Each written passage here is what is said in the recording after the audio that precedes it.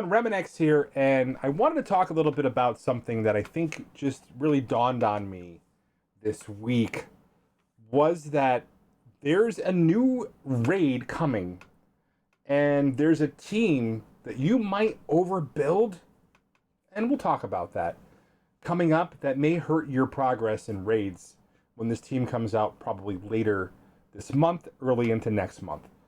We'll have to see. I do expect that at the end of May, early June, we'll see Northstar in the game, since he's already starting to populate in the game files. But let's get right into it. Okay, first things first. If you guys aren't aware, Alpha Flight consists of mainly mutants. You know, there are characters that pop in and out that are honorary members, etc., but mainly mutants. We're talking about, Northstar being a character that is there. And I think we have to just be very careful. Is this going to be a true raid team? And it really doesn't say that, right? Because it says, we know Spider Society is a raid team, right? But we don't know if Alpha Flight will be a true raid team. We know they're required for the Spotlight raids, as we can see how they're laid out. So you basically will have to have them to progress to the end difficulties. So,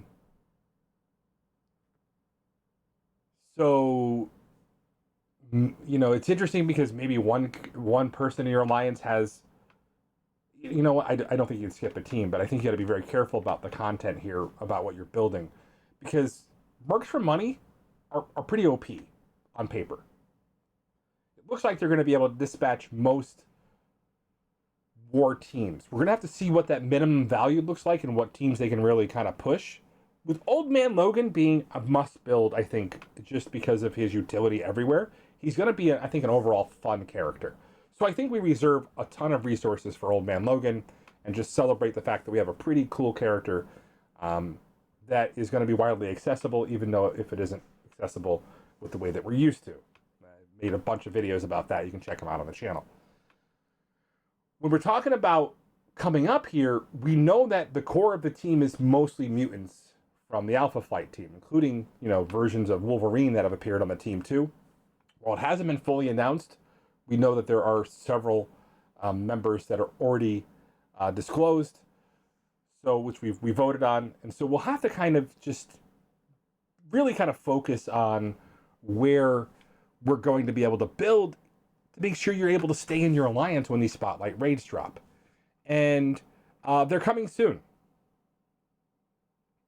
Okay, and we don't have a specific date for them, but I mean, they're obviously coming soon. So after Alpha Flight gets released, not after Alpha Flight gets farmable, but after their initial release. Now the question is, does the Spotlight raid drop when they're all available finished events from the perspective of their free-to-play release method? Stay tuned for that. This may be a unique challenge where you have to buy the characters to participate in the Spotlight raids, which would seem counterintuitive if it's required for the new raid. So hopefully it's something that happens after their initial release method is widely, their initial free-to-play method, right? Anyway, save your mutant gear. It's time to start hoarding it in a way that makes sense for your roster. So what does that mean? If you're a hardcore war team, you're going to wind up building your Mercs for money to exceptional levels. They're probably going to excel in multiple game modes. I can see them easily working in the environment, in the Crucible. I'm sure there's already theory crafting on that. They'll probably be used as anti-Mephisto teams, I just think, pretty much anything on defense they'll probably have a ton of success over because of the way the charge mechanics work inside the game right now. All that being said, I expect there to be some ways to bait that out, and people may actually put them on Crucible defense and become a challenge. But I think for the majority of players, you're going to build them in that, that comfortable zone, which is what, G15, maybe G16. But the concern is once you start getting the teal gear, that can deplete quickly. And you want to be able to progress with your alliance in the alpha raids where you already are now. So there's a big question mark here. How many raid season points will this raid be worth initially? If you were smart and your alliance wanted to start jumping up in that progression, then reserving gear for Alpha Flight would help everyone progress. Now, they did talk about how there's 2 people per lane, and you could potentially have it be that players build their Alpha Flight, especially if you have a mixed bag of players where you have, people who spend and people who are light spenders.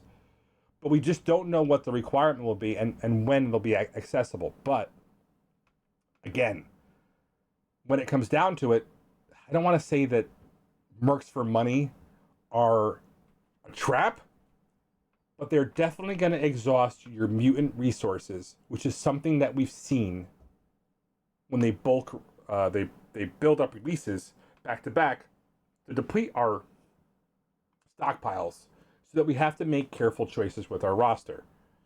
So, Mercs for money or Alpha Flight? And if you're weighing these scales, I'm thinking that you want to reserve more for Alpha Flight, just because of the way that raids have become significant. And again, we don't even know if these characters are going to have specific raid tags. They kind of hint at that, but they don't say it outright. And I'm not sure if the envoys had specific information about that, but I think that's been the biggest problem, I think, in all of this, is kind of anticipating what Scopely's next move here is. So hopefully this helps to kind of put a spotlight on your roster instead of a spotlight on your wallet.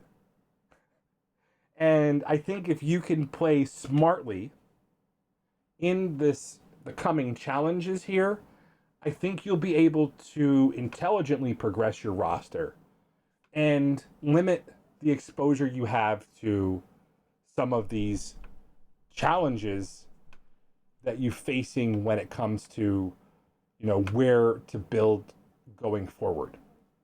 So reserving for Alpha Flight is probably one of the most important things that you can do. And I think that if you can build Mercs for money to work, because that's what war teams do, is they have to kind of just get to that sweet spot where they work in your war zone, and then you can build them up for Crucible as the meta kind of sorts itself out. Because I think a lot of us probably don't build war teams to be these massively overpowered. War defense teams are a little bit different. And again, your Mercs for money may wind up on war defense to baffle your opponent the first week. All that being said, I think it's very, very important to get this done from a perspective of, where we can build our rosters. Because this is going to be the big focus of this channel going forward, is to kind of help you make smart choices again that won't limit your roster. Because I'm saying this out loud, don't skip teams. You can't skip teams anymore. And I think that's the big difference.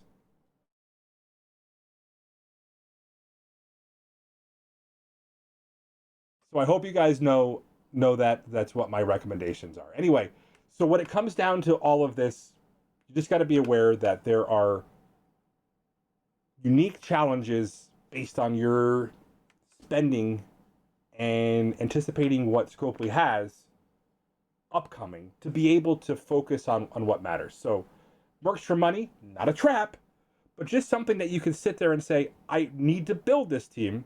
I want these characters at high stars in case they wind up being required for other game modes. Wink, wink, nudge, nudge. But I don't need to over-invest in them from a gear perspective, because that's where the Alpha Flight challenges will. Unless they have a star requirement on Spotlight raids, which I don't think they're doing. But at this point, nothing would surprise me.